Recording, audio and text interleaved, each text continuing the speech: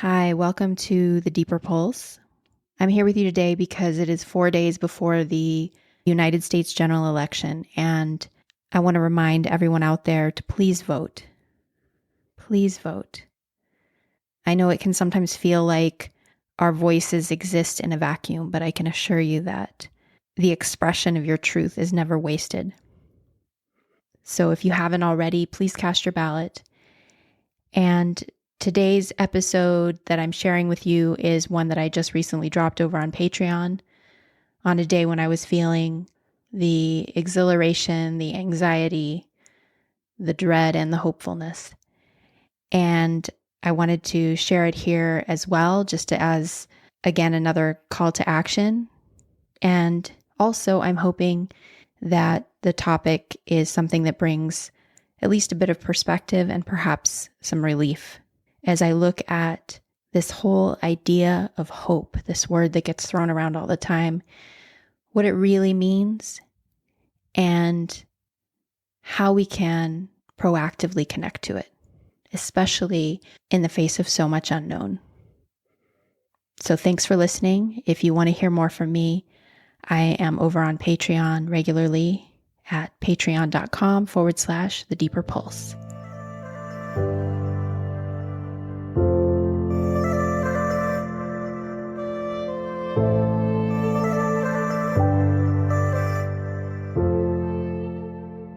Hey y'all, welcome back to another episode of The Deeper Pulse on Patreon.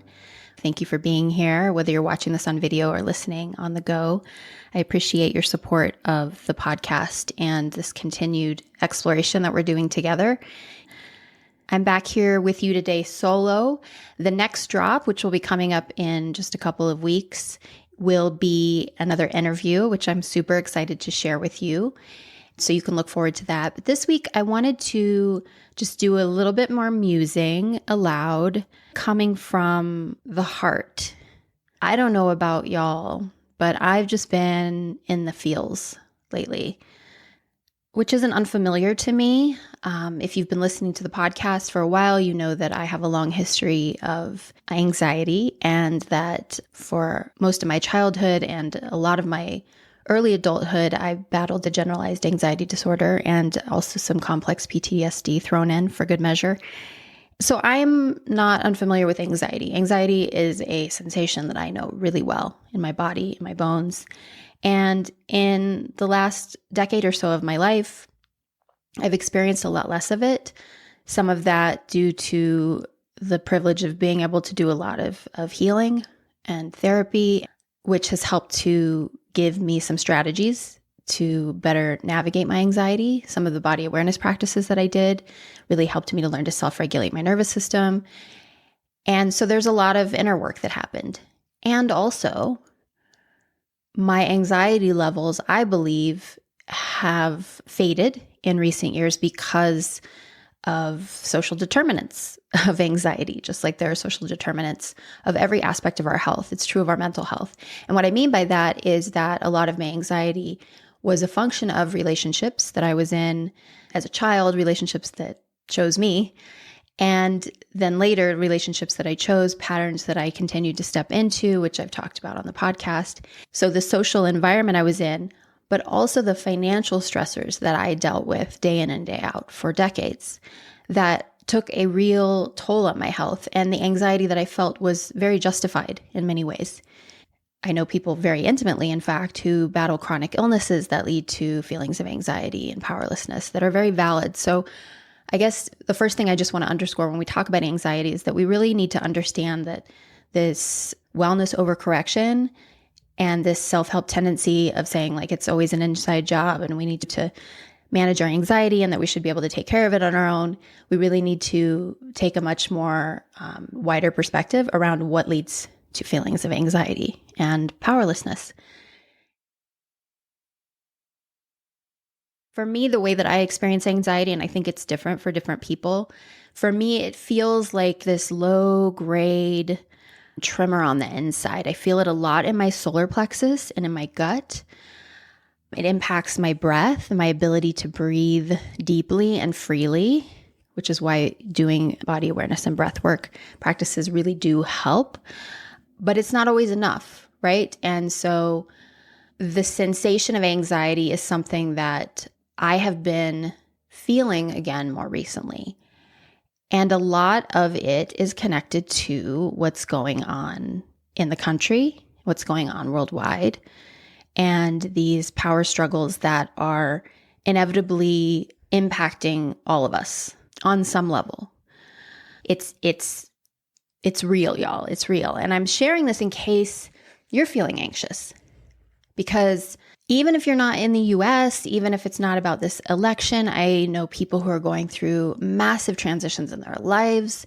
Anxiety is a very real thing. And the fear, as James Hollis talks about, sort of the two aspects of that fear are a sense of overwhelmment, feeling overwhelmed by the muchness of it, or feeling lethargic, like a sense of inertia, a sense of paralysis around it all. And I'm just here to normalize those responses to the anxiety of life in a flesh and blood body, and how everything for many of us is amplified right now.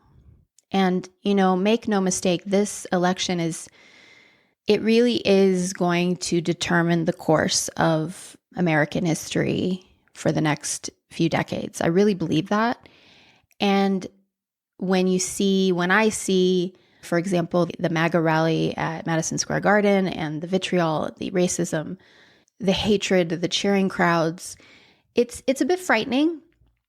And also, I see Kamala Harris at her rallies, and I see the cheering crowds there, and the support and the hopeful messages and the sense of coalition and people stepping forward who understand that it is essential to keep Donald Trump out of the White House. When I see all of that, I feel sort of this surge of hopefulness.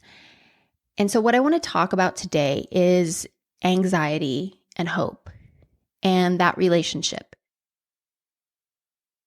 I want to define hope in the psychological sense, because when we use the word hope, I think it's really important to get super clear on what we mean, especially for those of us who come out of a New Age spiritual setting or are still in one where there is spiritual bypassing and a bit of magical thinking going on. And so what's the difference between hoping and that? And I have circled back to the very foundations of the work that I'm now doing, which goes back almost 30 years, to really look at the root of that question. And I feel like it's an anchor I want to share with you. So that's where we're going to go today. So what is hope is a big question. And I'm not here to say that I have the right answer. I'm going to share with you what, sort of from a research-based perspective, hope has been shown to be, and then from my own personal experience. But I asked today, before I came on to press record, I posted in a couple different places on Facebook, I posted the question, when you hear the word hope, what comes to mind? Without any other prompting, just to see what would arise for folks. And I want to share, I'm not going to share them all with you, but I want to share just a few just to demonstrate the variety of responses. Finding gratitude and love in anything, no matter how small. Belief in better. Someone quoted Rebecca Solnit, hope is an embrace of the unknown. Others wrote, a deep longing for an outcome we wish to see unfold, a desired outcome. Someone described how it felt as a sensation. My body expands and my heart and face lift. I breathe a little more deeply. Others were really specific about the election and people waking up to ideology. Others wrote Barack Obama, Kamala Harris, a peaceful transfer of power. Someone who's facing some challenges in their personal life wrote, hope is what I'm leaning into ever so slightly these days, despite my facing the deepest and most intense moments of my life. Someone else wrote, hope is what we do together. And one more that I really love is also a quote. Apparently it's from someone named Matthew at Crow's Fault. People speak of hope as if it is this delicate, ephemeral thing made of whispers and spiders' webs. It's not. Hope has dirt on her face, blood on her knuckles, the grit of the cobblestones in her hair, and just spat out a tooth as she rises for another go.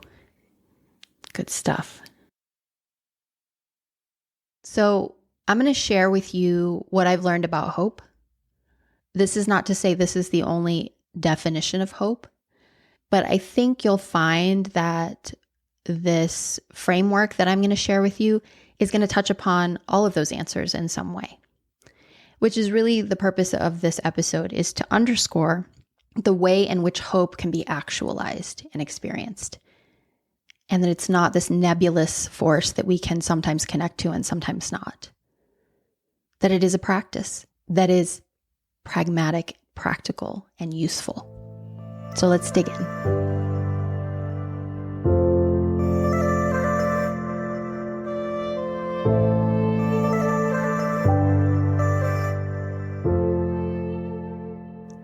So I'm going to take you back to 1996, 97, when I was an undergrad going to the University of Kansas, and I had to find a mentor for my honors thesis.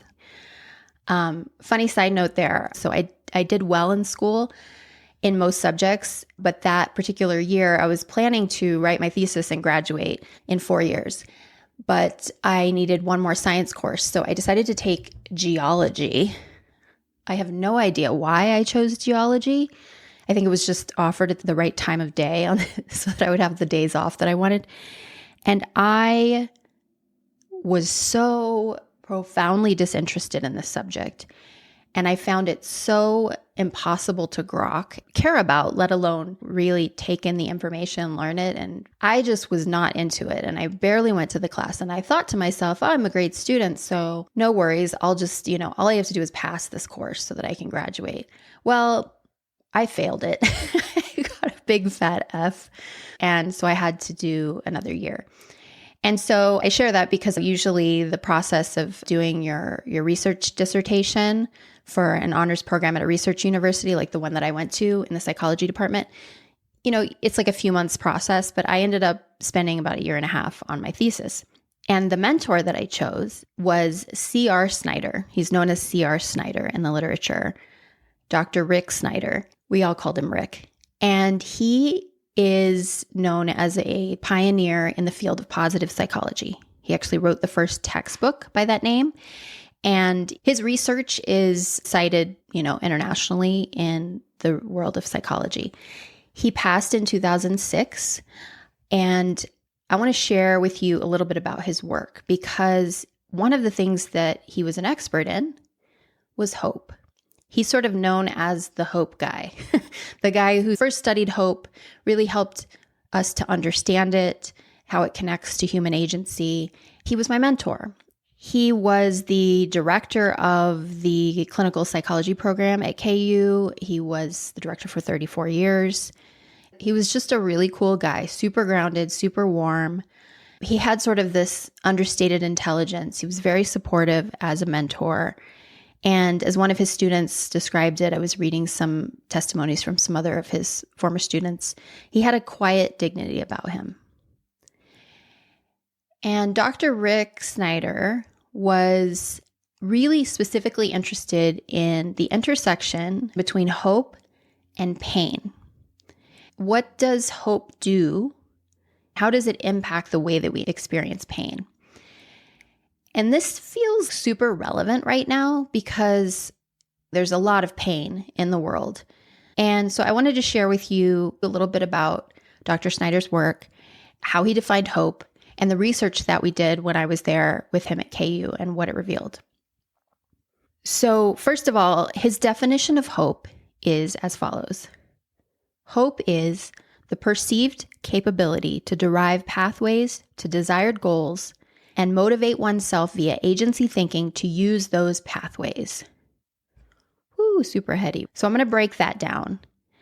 But the main point is that hope is not some pie in the sky, disembodied, dissociative way of looking at the world. Hope was a verb, essentially. So I'll tell you about the research we did, and then I'll break down his definition of hope a little bit more so that it makes, a little bit more tangible sense. So when I did my honors thesis, it was on the impact of hope on pain tolerance. And the way it worked was this. So I would go to campus, to Fraser Hall. I would go to the third floor and I would open the research lab. And one by one, usually freshmen would show up, because when you're a freshman, you may know this if you went to a liberal arts school. It's very common when you're a freshman, if you took like a psychology class, you had to participate in a certain number of research studies as part of your course. So these freshmen would show up somewhat reluctantly, usually hungover, to do these research tasks. And in my case, I would be wearing my white lab coat. I would bring them in one by one, and I would have them fill out what was called the hope scale. So it was basically a survey that Dr. Snyder had created that would measure their sort of set point around hopefulness. And I'll talk a little bit more about the parameters of that in a minute. So they would fill out this assessment, and then randomly, they would be assigned to one of three groups. The first group was called the high hope group. So they would sit down and I would lead them in a visualization, eyes closed, sort of like a guided meditation, leading them to reconnect with a memory and a time in their life when they felt a real sense of possibility, when something went really, really well, maybe even exceeded their expectations. And I would invite them to go deep into that memory and sort of go into that state change, if you will, feeling that sense of possibility and hopefulness. So that was the high hope group. The low hope group would also experience a visualization, but I would invite them to, think back on an experience when something didn't go as well as they had hoped, and connecting them to a moment when they felt a sense of disappointment, when things didn't work out as well as they might have hoped.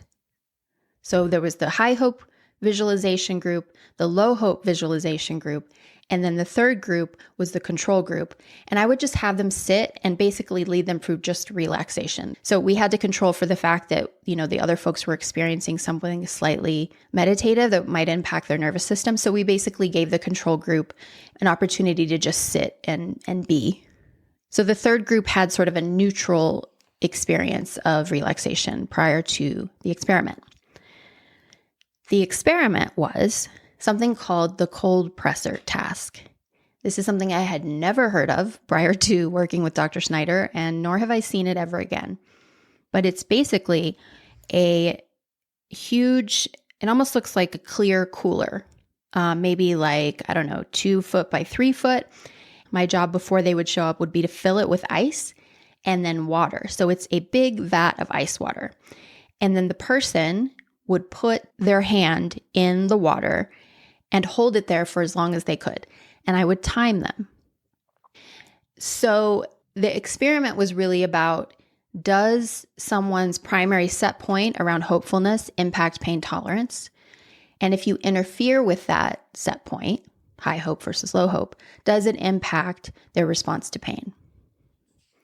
Now, keep in mind, this is a scientific lab. So it wasn't as though we did this one time with 100 or 200 freshmen and there was a conclusion that was come to.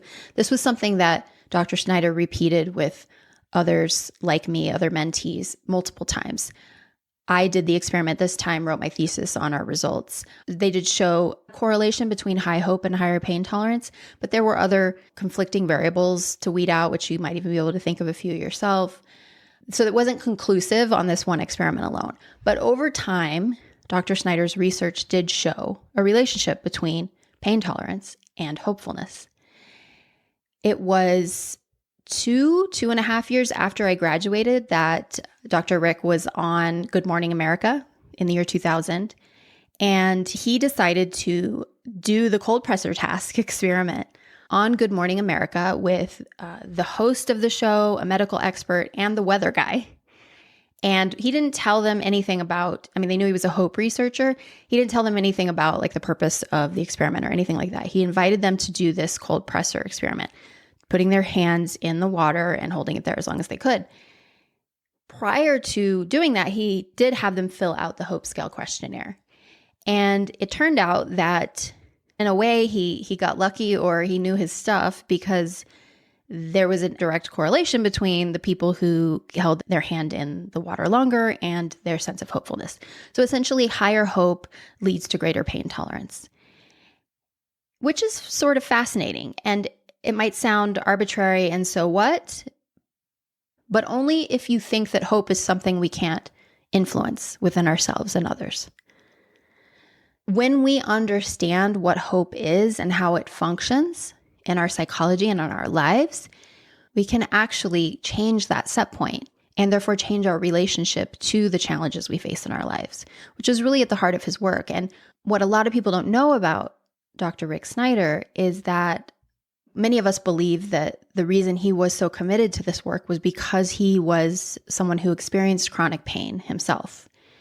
He had severe abdominal issues for the last 15 years of his life, and he didn't talk about it in relationship to his work, but we knew, those of us who worked closely with him, we knew that he had health challenges.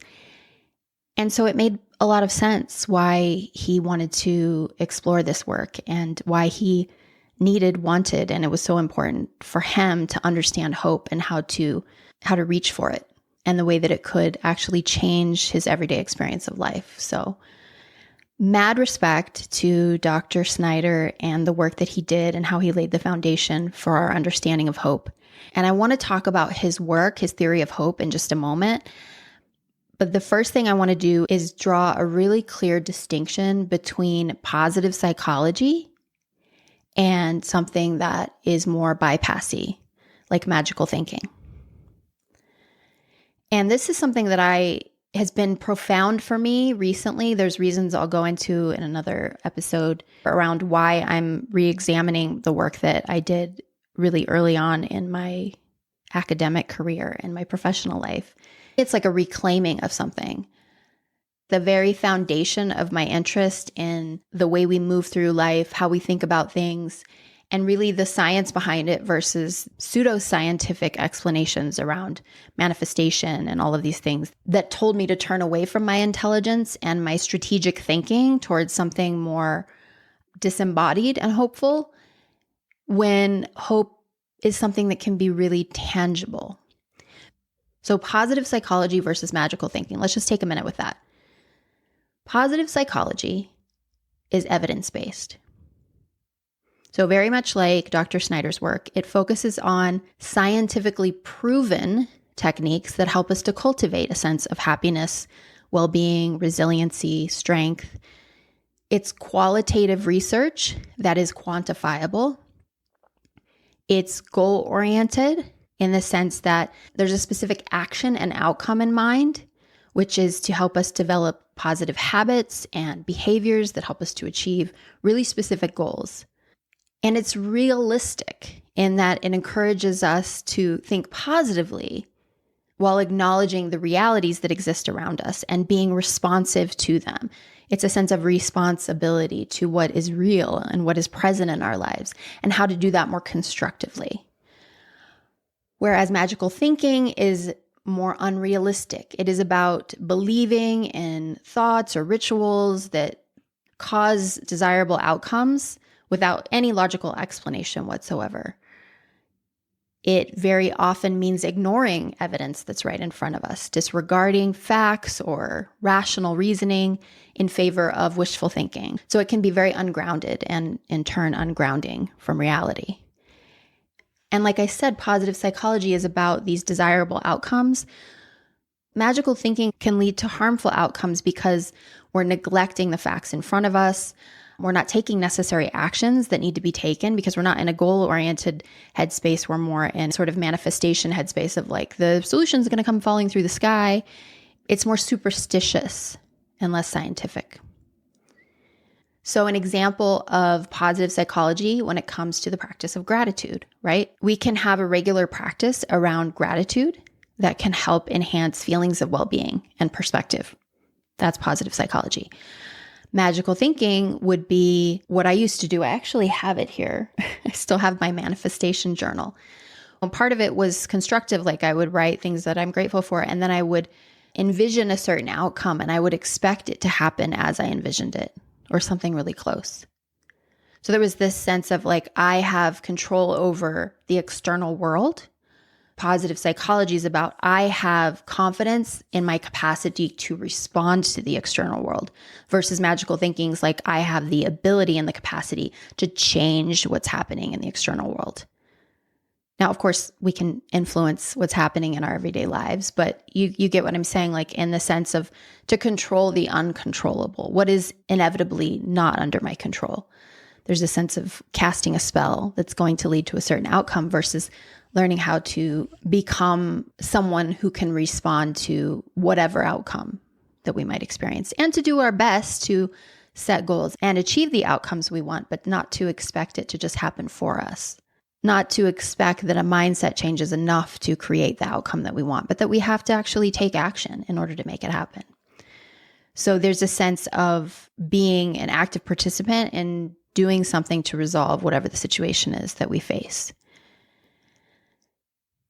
Which really leads to Dr. Snyder's theory of hope and the three facets that continue to shape research that's done around hope and how it is applied in therapeutic settings and organizational settings. And hopefully, we can apply it to these larger systemic challenges that we're facing, like on an individual level and then in our collective coalitions. So in order for us to experience hope, the first leg of the three-legged stool is that we have to develop the capacity to think in goal-oriented ways. So again, it's not about just wishful thinking and hoping something will be. The ability to be able to visualize it is something. It is something. But to really understand, it's really about setting goals that are attainable for ourselves, right? So setting goals. Second facet is finding pathways. This is really important. I really credit the work that I did with Dr. Rick Snyder early on in my life. Chris and I kind of have an ongoing joke around my tenacity and my perseverance. If there's something that I want to happen, I'm like dogged when it comes to this second piece, finding pathways. I'm going to try this. Okay, that didn't work. I'm going to do it this way. Okay, nope. I'm going to Google it. I will fixate on finding as many paths to my objective as I possibly can, because eventually one of those doors is going to open. That is one aspect of hopefulness. And that might seem disconnected, but the research shows that in order to really connect to hope, we have to not only be able to set a goal, but we have to be able to act and actualize pathways to that goal. We have to be able to see it, believe in it, and move in the direction of that goal, which is really the third piece, which is having agency.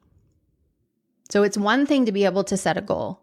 It's another thing to really see the possibilities and how we might achieve it. And the third piece is the fire in our belly that pushes us to carry on and to persevere and to push towards what we want. That sense of agency, that sense of, I got this, even when I don't got this. I trust in my ability to try and to move this thing forward, even if it's just an inch.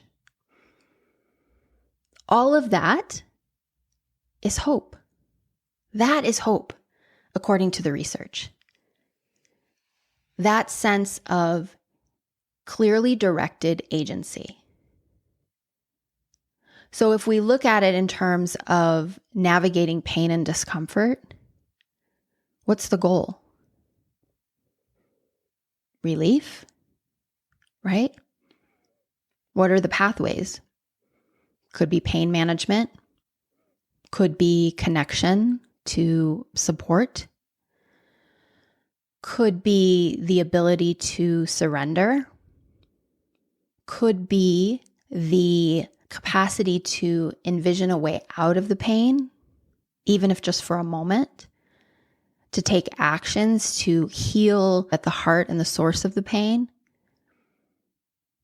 Could be that we don't know a way out, but we believe in the possibility that it exists. Pathways. And then agency. I feel a sense of self-efficacy. I feel that I do have the ability to make a difference here. If the pain is my own, what can I do in relationship to all those pathways I just mentioned to find relief, which is that goal? If it's in a larger systemic sense, if we look at this election, If my goal is to get Kamala Harris elected and keep Donald Trump out of the White House, what are the pathways to doing that? What are the things that I can do to help that end? And the truth of the matter is that most of us have a set point around our sense of hopefulness. We can influence that set point, but some folks feel a sense of defeat. I don't see any pathways. Other folks feel like, there's a possibility and I'm going to do 1, 2, 3 things. There's other people, you see these activists who are working doggedly, who are machines when it comes to agency, and they are just cranking out all kinds of things that are designed to explore pathways to that end goal. So hope is a verb. And again, it doesn't mean, like when I offer those examples of the pathways out of pain, it doesn't mean that we're always working on the external thing. Sometimes the work we're doing is more internal. And this is the balance that I'm coming to as I've been out canvassing, I think 4 different occasions. And, I'm trying to have conversations with people, and I'm doing things locally that I can. Maria Skinner from Massachusetts sent me some little Post-it notes with messages to put in bathroom stalls. And I know friends who are, I just spoke with a friend earlier today. We were texting, who has sent out 300 letters. I have another friend who has done like 1,000 postcards, and people who are doing phone banks, and people who are having conversations with people in their communities. These pathways are important. And as this window is closing for me, I think this will drop. There'll be about 5 or 6 days until the election when this drops. I also need to explore the internal pathways to hope. I've been listening to podcasts, sort of picking apart all of this political stuff for months now. And I'm doing that to stay informed, and also because it helps me when I'm having conversations to, have a lot of information and facts to pull from, and just to hear how other people are articulating things. I've been doing that for months. And today I was like, you know what? I just need a distraction. And so I started listening to something that was a lot lighter, completely disconnected from the election. And my sense of relief from the anxiety was found in the disconnection from the noise.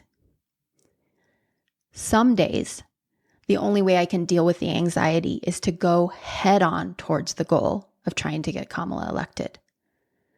So it's not one or the other, it's both and.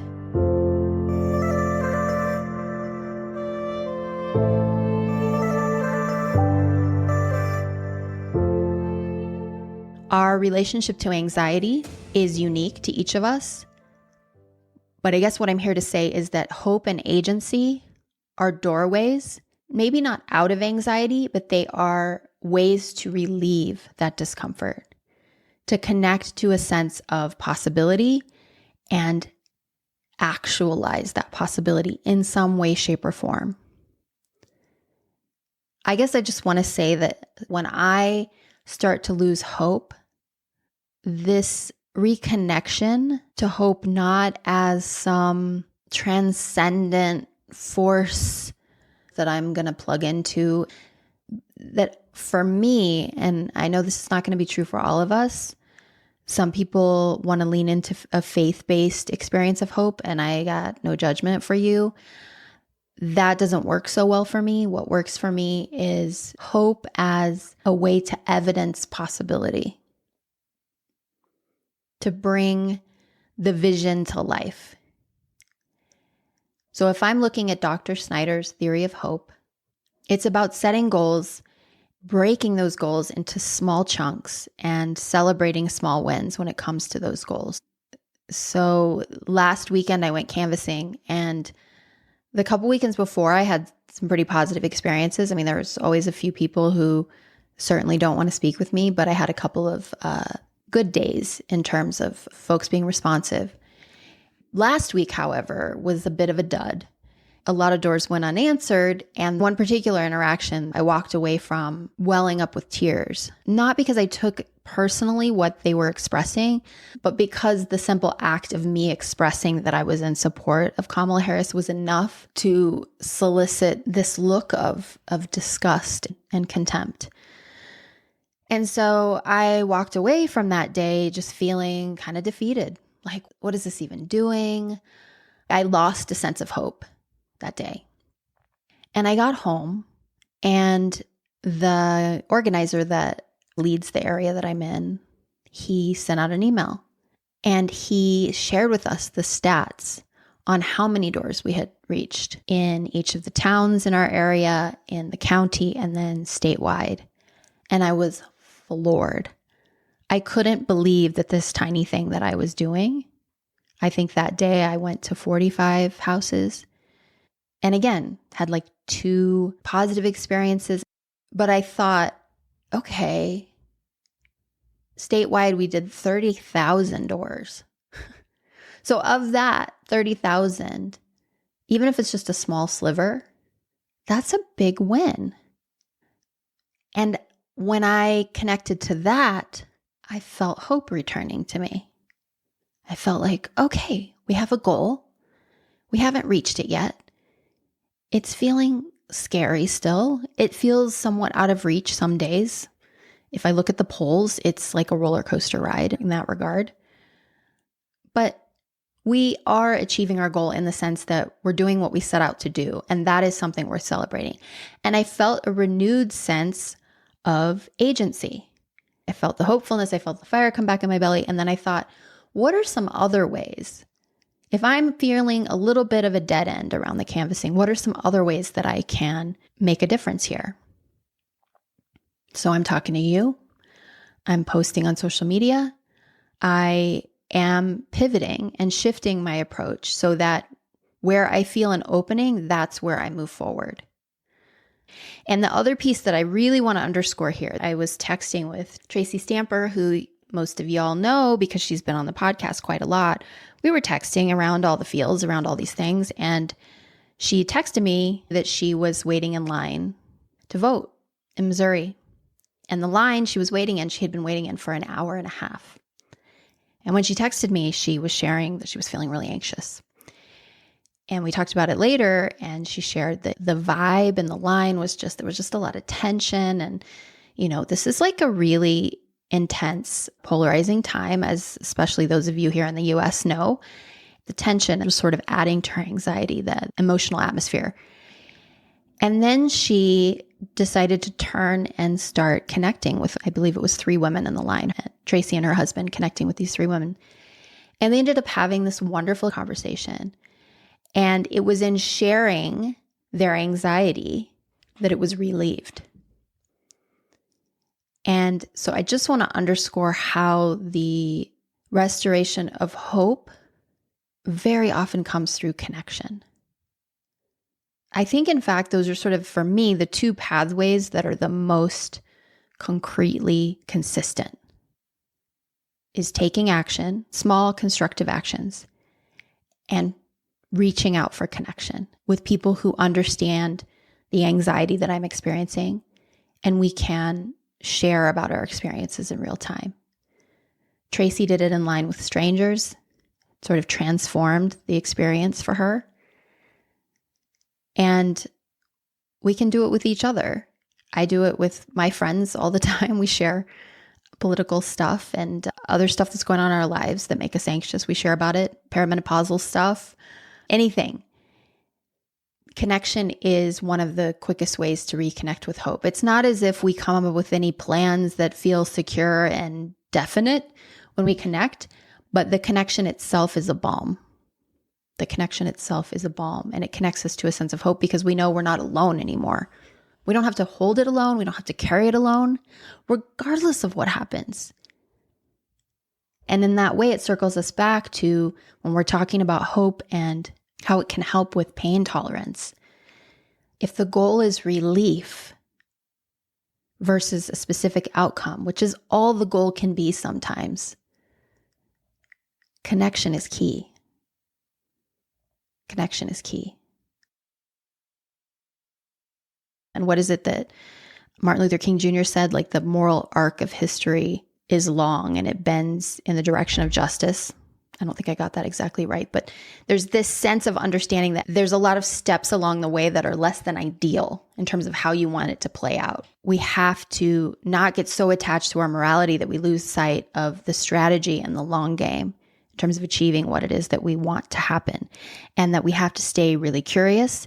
We have to stay out of this space of contempt and continue to lean into what I would call hope, the verb type of hope, where we actually see how the fruits of our efforts can play out over time.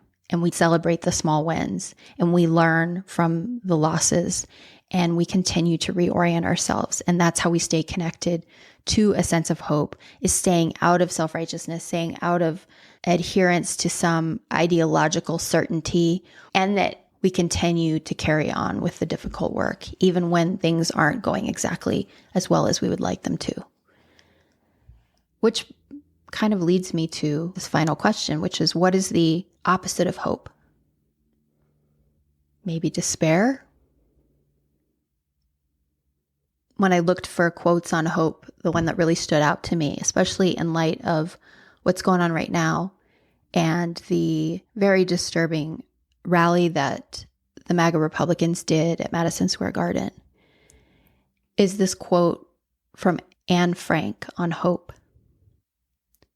She wrote, "It's really a wonder that I haven't dropped all my ideals, because they seem so absurd and impossible to carry out. Yet I keep them, because in spite of everything, I still believe that people are really good at heart." So why do we believe what we believe?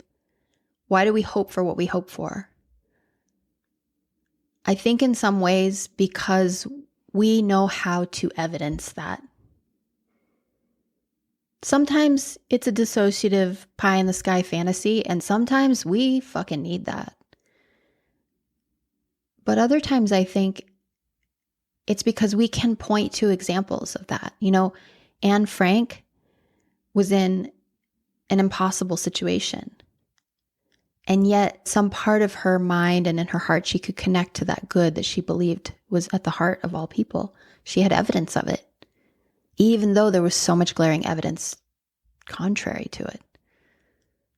So sometimes hope is about where we shine that light of perspective. Sometimes it's about doing the next right thing, even when it feels like the goal that we want is far out of reach. And sometimes it's surrendering and just reaching for our loved ones and anything that brings us a sense of relief, pleasure, and that deep and abiding sense of joy. I too believe that most people are really good at heart.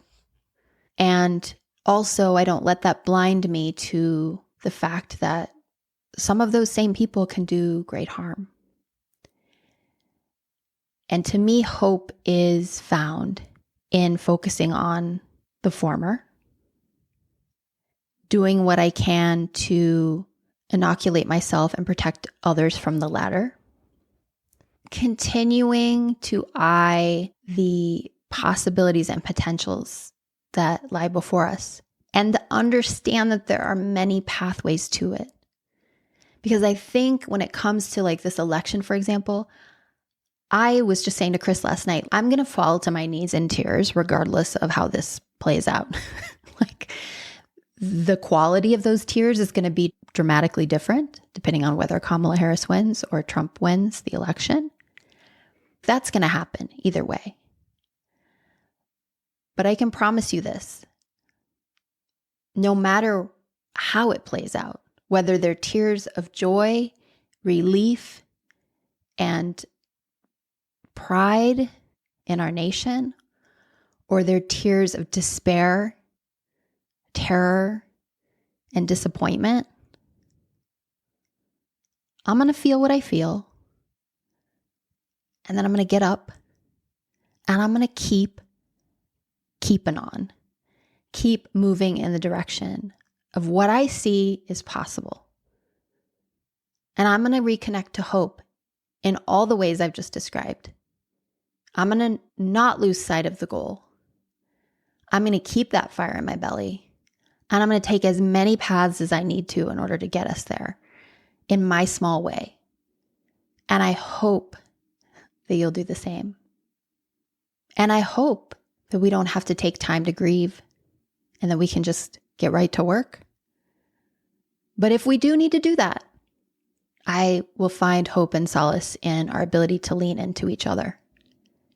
The hope is there, no matter what. That's what I know for sure. Thank you all for listening. Sending you lots of love, support, and encouragement to do whatever you need to do to bring yourself a sense of relief. And I'll see you back here next time.